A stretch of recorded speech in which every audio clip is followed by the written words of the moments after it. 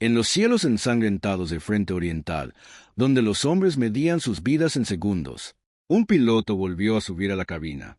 Y otra vez, los alemanes conocían su nombre, estudiaron sus tácticas, enviaron a sus mejores cazadores tras él, y uno a uno desaparecieron.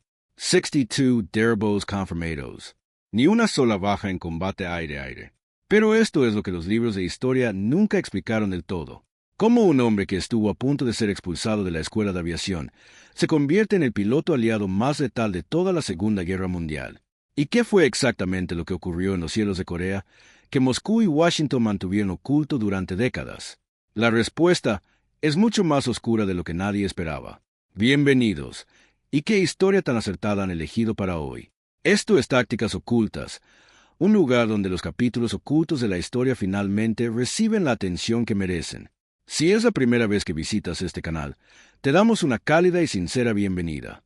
Y si aún no te has suscrito, te animamos a que lo hagas. Es gratis y permite que estas historias sigan llegando a quienes realmente aman la historia.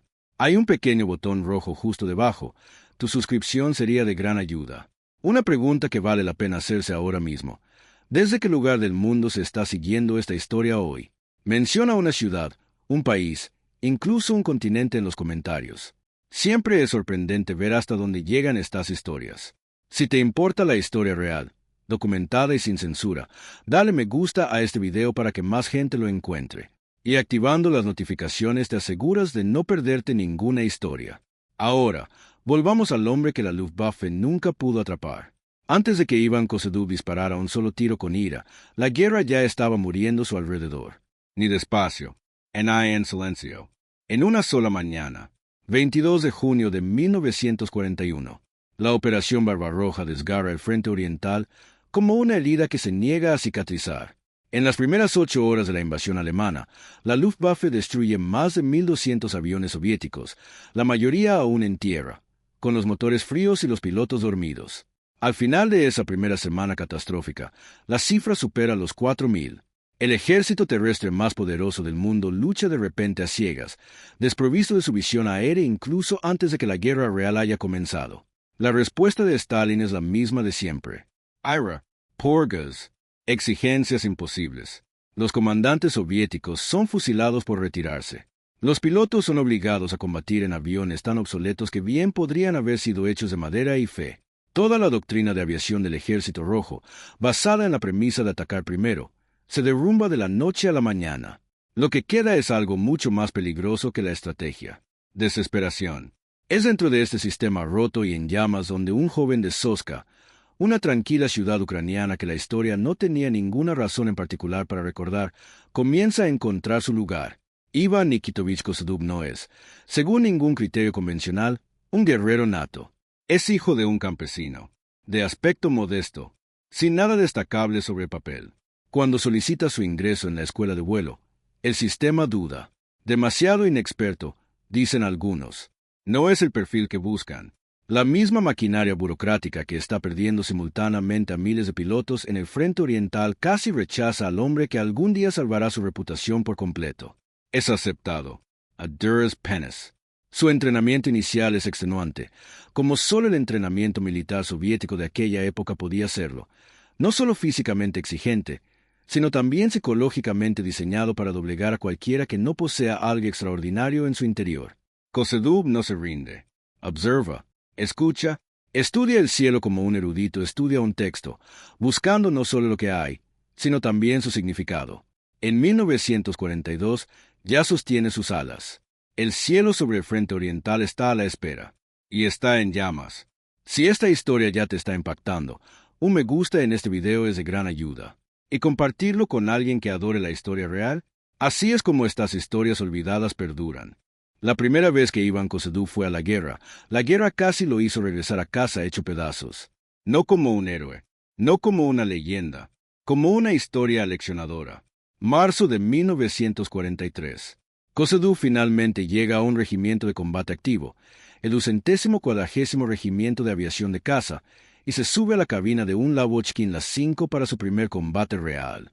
Lo que sucede a continuación no es el nacimiento de una leyenda. Es algo mucho más instructivo. Su avión es alcanzado, no una, sino varias veces. El fuego antiaéreo destroza el fuselaje. Un caza alemán lo encuentra en medio del caos. Sobrevive por el margen más estrecho que permite la física, regresando a duras penas a la base en un avión que debería haber sido su ataúd. Su número de bajas tras esa primera misión, 0. El sistema soviético siempre ha habido de chivos expiatorios. Se da cuenta. Se hacen preguntas. Se presentan informes. Se rumorea en voz baja si Kosedup debería estar en la cabina de un avión. En otro universo, uno con trámites ligeramente diferentes y superiores un poco menos indulgentes, es reasignado discretamente. La historia termina. La historia jamás sabrá su nombre. Pero en cambio sucede otra cosa.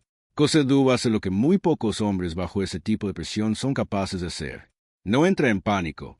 No protesta. Guarda silencio y piensa. Comienza a estudiar a los pilotos de la Luftwaffe como un jugador de ajedrez estudia las partidas anteriores de su oponente. Observa cómo entran en picado. Traza los ángulos que prefieren en un combate aéreo. Percibe el momento preciso en que un piloto alemán se lanza al ataque, ese instante crucial en el que la confianza se convierte en vulnerabilidad. La Luftwaffe en 1943 seguía siendo una fuerza extraordinariamente disciplinada y técnicamente superior. Pero la disciplina, entiende Kosedup, también es una forma de previsibilidad. Y la previsibilidad puede desaparecer. Su primera victoria aérea confirmada llega poco después. Luego, una segunda. Los derribos son limpios, precisos, casi quirúrgicos en su efectividad. La noticia comienza a correr silenciosamente por el regimiento. Hay algo diferente en este piloto. No lucha con emoción. No busca la gloria ni malgasta munición en ángulos imposibles. Espera, se posiciona. Ataca solo cuando el resultado ya está decidido en su mente. A mediados de 1943, la ofensiva de Kursk estaba transformando por completo el frente oriental. Los cielos sobre aquella batalla brutal y despiadada se convirtieron en el espacio aéreo más disputado de la historia de la humanidad. Cientos de aviones de ambos bandos llenaban el mismo cielo. Kosedup sobrevolaba todo aquello y comienza a escalar, misión tras misión, muerte tras muerte. La Luftwaffe está empezando a detectar un patrón que no puede explicar. En toda guerra llega un momento en que el equilibrio no cambia gradualmente. Se rompe, como un hueso sometido a presión que se ha estado doblando durante demasiado tiempo. Para Ivan Kosedup, ese momento llega no con fanfarria ni ceremonia, sino en la cabina de una máquina que por fin está a la altura de la mente que la maneja. Finales de 1943. Ingenieros soviéticos, maltrechos pero indomables, entregan algo extraordinario al frente. El Lavochkin La-7. Más rápido que casi cualquier avión de la Luftwaffe. Ágil, letal. Un arma construida no para la supervivencia, sino para la dominación.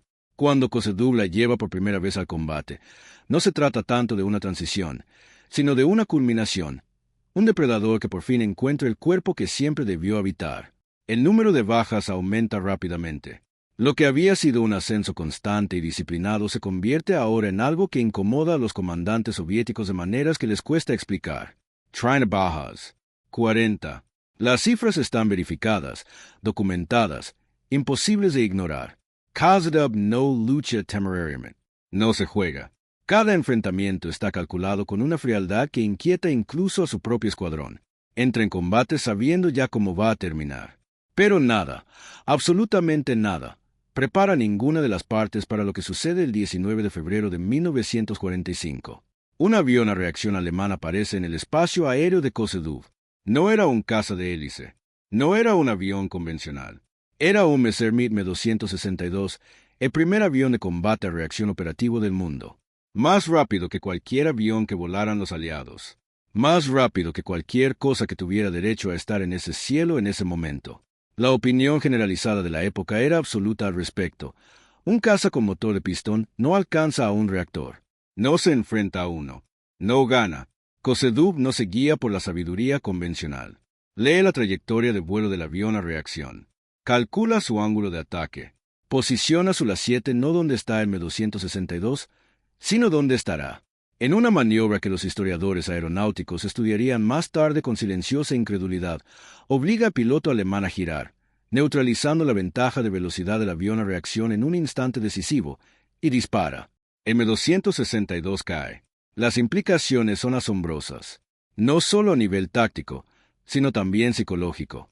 La máxima ventaja tecnológica de la Luftwaffe ha sido arrebatada del cielo por un hombre que pilotaba un avión de una era bélica anterior. La noticia se difunde rápidamente. En ciertos círculos de inteligencia alemanes se oculta discretamente, pues la alternativa, admitir su verdadero significado, resulta demasiado perjudicial. Para cuando Berlín cayó en mayo de 1945, el recuento oficial de Koseduw ascendía a 62 victorias aéreas confirmadas. No se registraron bajas en combate aire-aire, ni una sola vez. Stalin le coloca medallas en el pecho y lo pone en carteles de propaganda. Pero dentro de la maquinaria del Estado soviético, ya se está haciendo otro tipo de cálculo sobre qué hacer con un hombre que se ha vuelto, peligrosamente e inconvenientemente, más grande que el sistema que lo creó. Este momento histórico, un avión de hélice derrotando a un reactor en combate abierto, es uno de los logros individuales más extraordinarios de toda la guerra. ¿Qué revela sobre el hombre, la máquina y el momento? Deja tu opinión en los comentarios. Siempre vale la pena leer la conversación. La victoria tiene la extraña costumbre de convertirse en una especie de prisión. Para Iván Koseduw, la guerra terminó en mayo de 1945 con 62 victorias aéreas, 3 medallas de héroe de la Unión Soviética y un nombre que resuena en todos los frentes importantes. Desde cualquier punto de vista histórico, aliado o no, es el héroe aéreo por excelencia de la Segunda Guerra Mundial. Las cifras no se comparan. Ningún as occidental, ningún estadounidense, ningún británico, nadie iguala la hazaña de Koseduw en los cielos del frente oriental.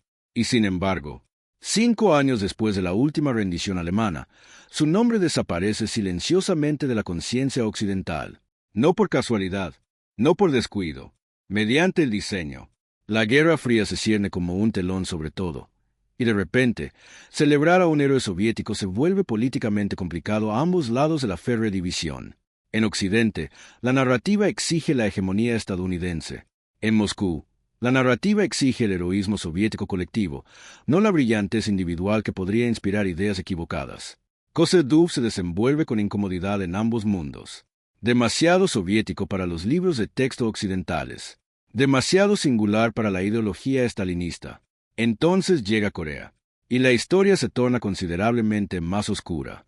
Entre 1950 y 1952, Koseduw comandó la 324ª División de Aviación de Caza, compuesta por pilotos soviéticos que volaban MiG-15 sobre la península coreana bajo un velo de negación oficial tan tenue que apenas puede considerarse ficción.